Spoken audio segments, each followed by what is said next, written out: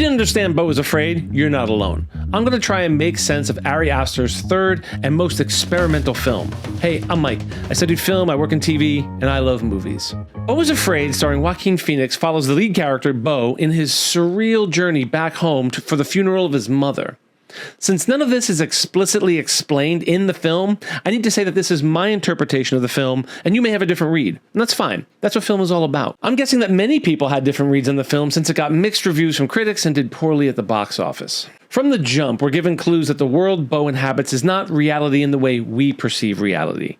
I think we're seeing the world through Beau's eyes, how he perceives the world. He seems to be suffering from a type of paranoid schizophrenia. We open on Beau in his therapist's office, who prescribes him a new drug. My read on the film is that Beau is prescribed a new medicine, and we are seeing through his eyes how this new drug affects him. The entire film is Beau's experience on this new medication. Let's imagine Beau is a functioning schizophrenic, living on his own.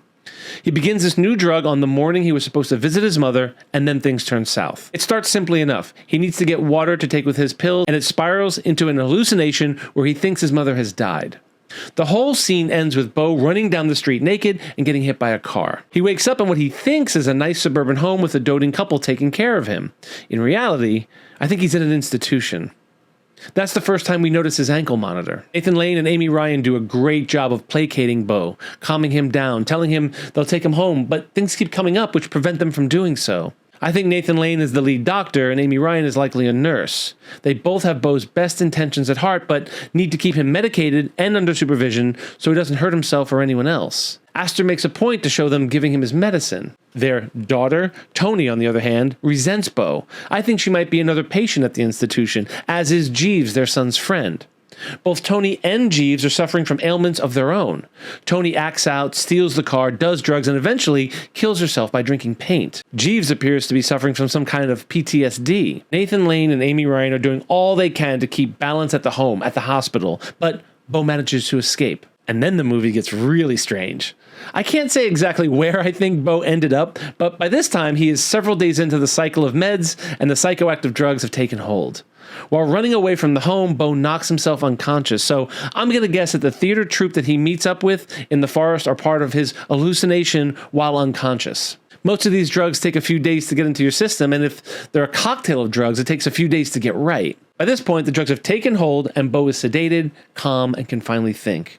In the forest, Beau is no longer afraid. He goes from being a spectator of his life, which is played out on stage, to a participant. It's the life he wishes for himself, with children and a wife that he can't picture and is lost. Up until this point in the film, Beau is Afraid was among the best films I had ever seen. The way it was visualizing deep psychological trauma on screen was amazing, and the stranger it got, the more I was in. I was making way for it not just in my top 10, but my top 5 films of all time. But Beau was Afraid couldn't stick the landing. The sequence in the forest ends and Beau wakes up where he was knocked unconscious, taking us back to a point in the film. Was the entire theater troupe in the forest a tangent? Probably. Beau hitches a ride to his mother's house, and what I wanted to see, what I was waiting to see, was a cut to the world as everyone else sees it. That relief never comes. Everything I just described was the first 2 hours of a 3-hour movie. There's still an hour left of this film. The last third of Beau is Afraid slowly and methodically drags out the supposed reason for Beau's paranoia. His dragon lady of a mother, played by Patti LuPone. By this point in the film, it's really hard to tell what's reality and what's a hallucination, but I'm going to go with a mix of both. If we subscribe to the theory that we're watching Beau's experience with the psychoactive drug, we have to assume it's now leaving his body. He's been unconscious in the forest for an undetermined amount of time, unable to take his meds. I'm going to go with that. Beau returns home and relives all the trauma that he had experienced in that home, being raised by Mommy Dearest. And what would his worst fear be? That his mother wasn't actually dead. That she knew everything he did and twisted it to make it his fault. In fact, I don't think she died at all. I wish I could report exactly how the film ends, but I'd like to think he makes it home to the place where his abuse started and died from the combination of a withdrawal from the drugs and an overwhelming sense of paranoia and fear brought back on by simply being back at the house where it all started. In my reading of the film, Beau is not relieved with the passing of his mother. In fact, she probably never died. He essentially dies from the Jewish mother guilt he's been subjected to his entire life. And before you get on me, I'm Italian and Catholic. I know a thing or two about guilt. If I'm being honest, I could have done without the last hour of the film. Overall, I think Beau is Afraid suffered from poor marketing. I stayed away from Beau is Afraid originally because it was marketed as a Truman Show, Secret Life of Walter Mitty kind of film, and it really isn't.